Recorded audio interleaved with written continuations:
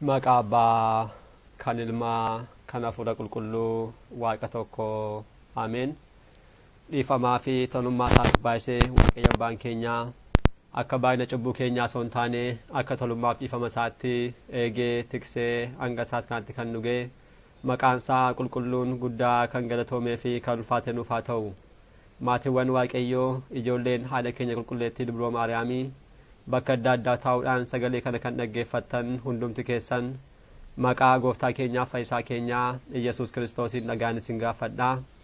Akka kasaatii bakka jirtanitti akkam bultanii akkam ooltanii akkam galgaleessitanii ameen. Galateeffamuun amala uumaa keenyaa fayyisaa keenyaa Iyesuus Kiristoos kan ta'e maqaan isaa baddaa samii irratti afaan qulqulloota ergamoota isaatiin afaan qulqulloota abbootii keenyaa farmoolii keenyaadhaan kan galateeffamu nu birattis guddaa kan kabajamee fi kan ulfaate nuuf haa ta'u.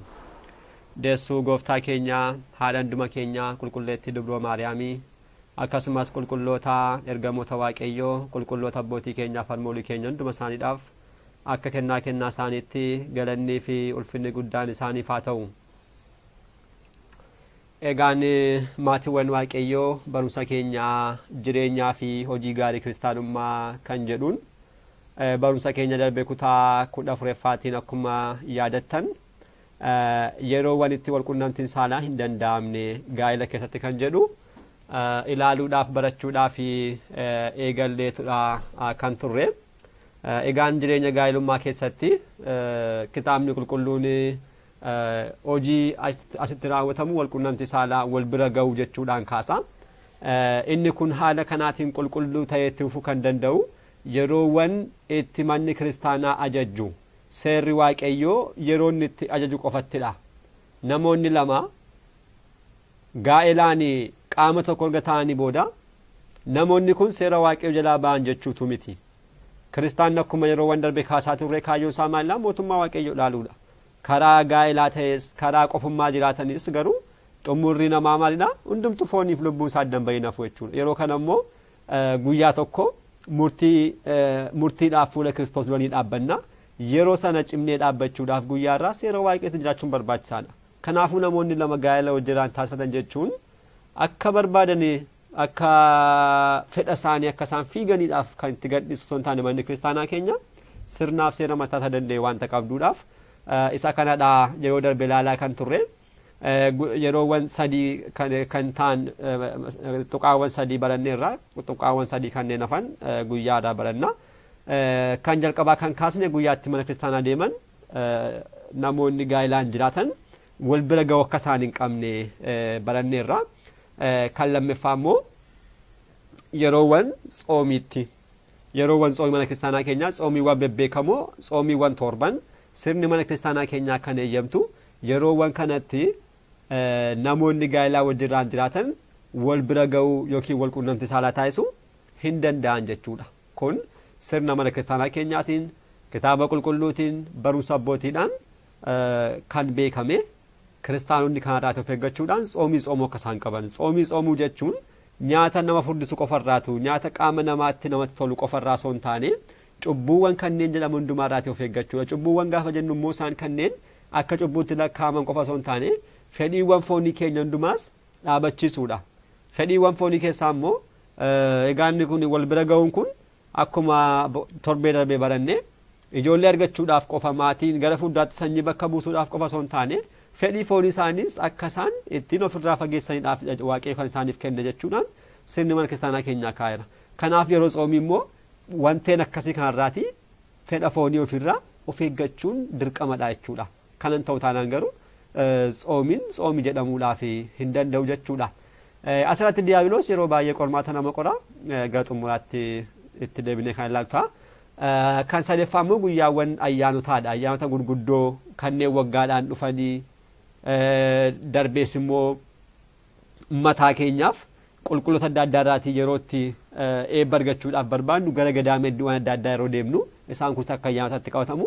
Isaan kana hundumaa irratti abbaan manaadhaa haati manaa yookiin namoonni gaa'elaa wajjin jiraatan wal bira ga'uu hin qabani jechuudha. Ayyaanota gurguddoo gaafa jennu fakkeenyaaf kan akka ayyaana gurguddaa kan gooftaa keenyaaf akkuma darbe ilaalchaadha. Isaan kun hundumtuu sirna mana kiristaanaa keenyaatiin sirriitti kan beekamanii jiranidhaa fi kiristaanonni kabajuu kan qaban ittiin jiraachuu kan qabanidha. Kanan taasisaan garuu Kiristoos hojirraan qaama tokko ta'uudhaaf hin dandeenyu jechuudha. Guyyaa irraa kan barannu immoo Afuraffaa irraa eegaluutiidha. Kan Afuraffaa maal jedha? Sanbatadha, guyyoota sanbataa. Manni kiristaanaa keenya kan qabdu torbeedhaan guyyoonni lama guyyoota maaliiti? Guyyoota sanbataati. Sanbata duraadhaaf sanbata kiristaanaa jechuudhaan kan waamnu jechuudha.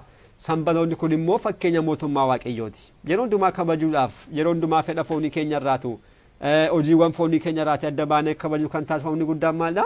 Kiristaanonni mootummaa Waaqayyoo akka isaan abdii taasifatan sana beekuufidha. Sana mul'isuufidha jechuudha. Guyyaa kanatti kiristaanonni mana kiristaanaatti walitti qabamuudhaan hojii lubbuu isaanii kan isaan itti raawwatanidha. Wangeela barachuu, qiddaasee qaddasiisuu, rakkattoota gargaaruu, darbees yoo danda'ame dhiigaaf foon gooftaa fudhachuu. Manni kiristaanaa keenya keessattuu kiristaanni kamuu guyyoota kana lamaatti fudhachuu qabaadha. Yeroo hundumaa hin danda'amne illee garuu sanbatoota kanatti immoo darbanii kiristaanonni dhiigaaf foon gooftaa fudhachuu qabu jechuudha. Kanaafuu guyyaan kun walumaa galatti guyyaatti hojiin hafuuraa raawwatamudha malee guyyaatti hojiiwwan biyya lafaa raawwataman miti. Guyyaatti fedhi foonii raawwatamu miti jechuudha. Mootummaa Waaqayyootti wanta akkasii akka hin jirre barannee yeroo darbe. Kanaaf mootummaa Waaqayyoo kan fakkeeffamtu kana booda kan hin jirre guyyaarraa kan ittiin yaadannudha. Dabarrees immoo sanbata Waaqayyoo kabajuun wanta jiraatuufidha. Sanbata Waaqayyoo namni kan kabaju wantoota jaalatu hundumaa adda kutuun dhiisuutiidha malee akka barbaade ta'uudhaan miti. Kana immoo kitaabni qulqulluun mataa isaa nutti agarsiisa maal jedha? Raajii Isaayyaas boqonnaa 58 lakkoofsa 13 kaanee gaafa dubbisnu maal jedha seetan? Fedha kee guyyaa qulqullaa'ee guyyaa sanbataa raawwachuurraa. Fedha kee guyyaa qulqullaa'ee, guyyaa qulqullaachuun guyyaa Waaqayyoo jechuudha. Guyyaa sanbataa raawwachuurraa miila kee yoo deebiste, sanbatas guyyaa gammachuu, guyyaa kabajamaa kan Waaqayyoo kabaje yoo jette, waan hamaa dubbachuurraa yoo of eegdee yoo kabajje, yeroo sana ana Waaqayyootti ni gammadaachuudhaan Waaqayyo karaa raajii kanaa dabarsaa jira. Ani immoo iddoo ol kaattan ol si baasaa, dhaala abbaa kee Yaaqoobis si nyaachisaa jechuudhaan immoo amma kanaatti waadaa kana seenee jechuudha Waaqayyo. Kanaafuu fedha foonii kee guyyaa qulqullaa'ee guyyaa sanbataarraa raawwachuurraa miila kee yoo deebiste, kana yoo taasiste jechuudha. Isaan kana ni argattaadha. Kun dhaala abbaa kan jedhame dhaala abbaa Yaaqoob karaa foonii yeroo sana jalaaf kan dubbatame kan lafaa ta'u malee guyyaarraa garuu dhaalma ijoollee Israa'el kan jedhamtu ijoollee Israa'el warreen lubbuu kiristaanota hundumaadhaaf dhaala kan taatu mootummaa Waaqayyoodha. Kanaafuu guyyaa sanbataatti kana kan kabajnu yoo ta'e, kana kan raawwannu ta'e dhaala abbaa keenyaa kan jedhame dhaala Israa'el kan jedhamte ishee mootummaa samii ni arganna jechuudha.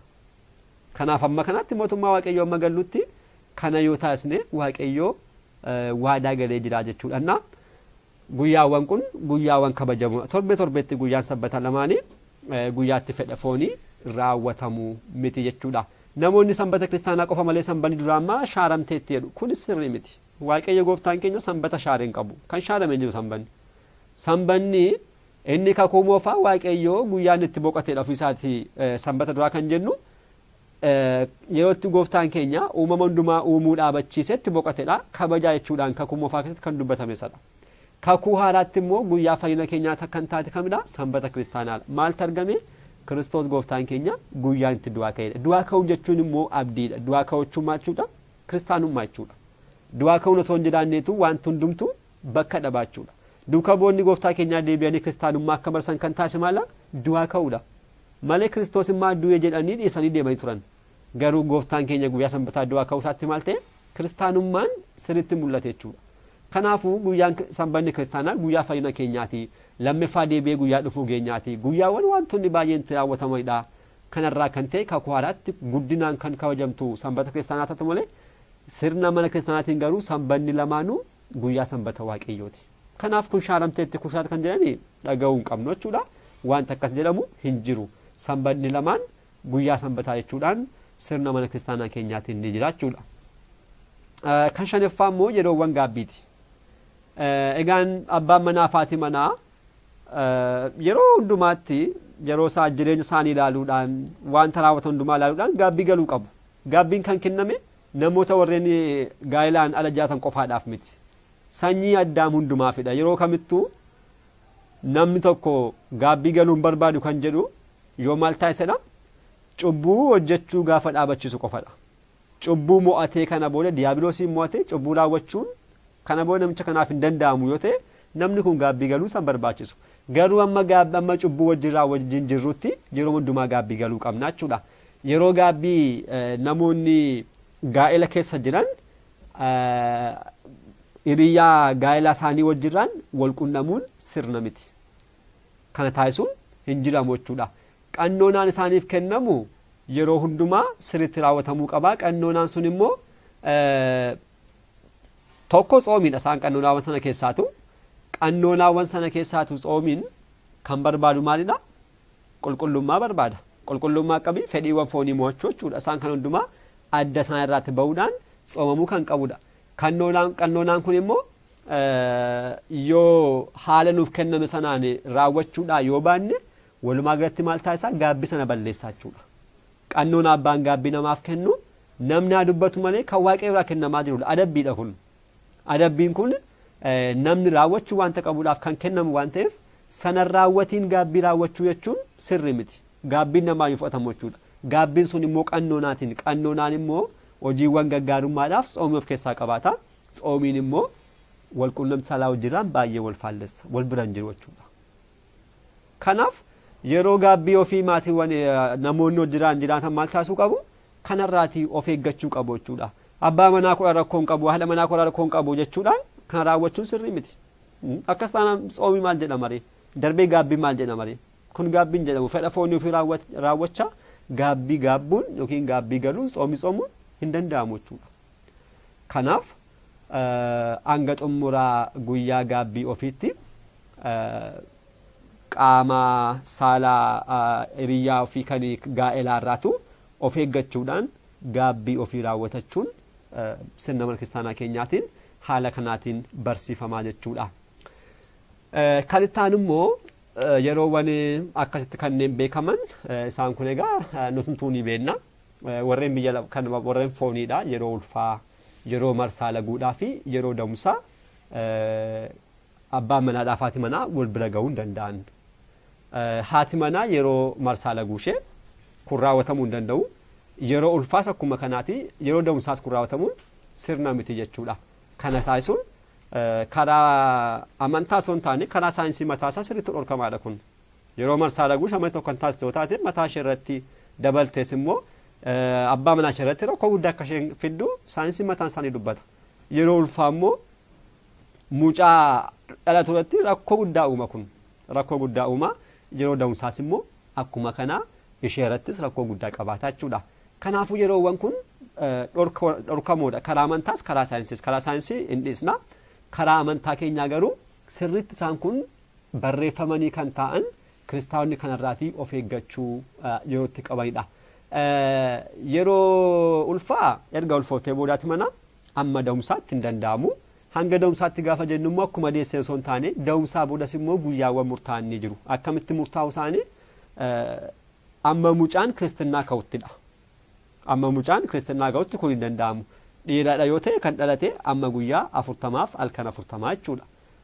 Kan dhalate shamarra taate immoo hanga guyyaa 80 halkan 80tti wal bira ga'uun qaama lamaaniidhaaf hin danda'amu jechuudha. Kun sirriitti sirni mana kiristaanaa keenyaa yerootti ibsudha. Yeroo wanni akkas jedha murtii hafuurawaa yookiin fitaamii kan jennu keeyata 24 lakkoofsa 922 immoo ilaallu yeroo wanni dhiiga isheetti yeroo da'umsaarraa isheen qulqullooftutti waliin qunnamiinaa jechuudhaan kitaabni keenya kitaabni sirna haala kanaatiin nu barsiisa jechuudha. Kanaafuu isaan kana hundumaarraatu kiristaanonni wajjiraan gaa'ela keessa jiraatan of eeggachuu qabu jechuudha. Kanarraati of eeggachuu qabu. Seera waaqayyoo yeroo kabajanidha. Booda yeroo fooniif lubbuun adda ba'uudhaan gara gooftaa keenyaatti gaafa deeman ija jabinaan waaqayyoo dhaabbachuun kan danda'amu. Dabarees immoo mootummaa waaqayyoo dhaaluun kan danda'amu seera waaqayyoo yoo kabajan qofadha. Seera waaqayyoo kabaju taanaan boodas waaqayyoo irraa kabaja argachuu hin dandeenyu. Kanaafuu isaan kanaan haala kanaadhaan deemuu qabna. Kana keessatti immoo kiristaanummaa keessatti karaa daandii adda addaadhaan qormaasni diiyaabiloos akka jiru hubachuun barbaachisaadha. Diiyaabiloos beekeetuma jechuudha. Beekeetuma yeroo tsoomii nabii tsoomiin gaafa seenu guyyuma guyyaatti qorumsa kanaadhaan qorumsa ejja jedhama kan yeroo sana raawwatamu malee walqunnamtii saalaan jedhamu. Walqunnamtii saalaa wal bira ga'uu kan jedhamu jechoota qulqullaa'uudha isaan kun isa kamiif fayyadamu haati manaa fi abbaan manaa gaa'ela qulqulluudhaan wajjiraan jiraatanii kan isaan wal bira ga'uu isaan taasisan wal bira ga'uu yookiin walqunnamtii saalaa jedhama. Kanarraa adda kan jiru garuu maal jedhama ejja jedhama. Yeroo tsoomii wal ga'uusi akkasii kun ejjadha malee qulqulluu miti. Ejja jechuun immoo cubbuudha. Kanaafuu diiyaabiloos maal taasisaa honjedheetuma yeroo tsoomiin abiyyi tsoomii galochaadha.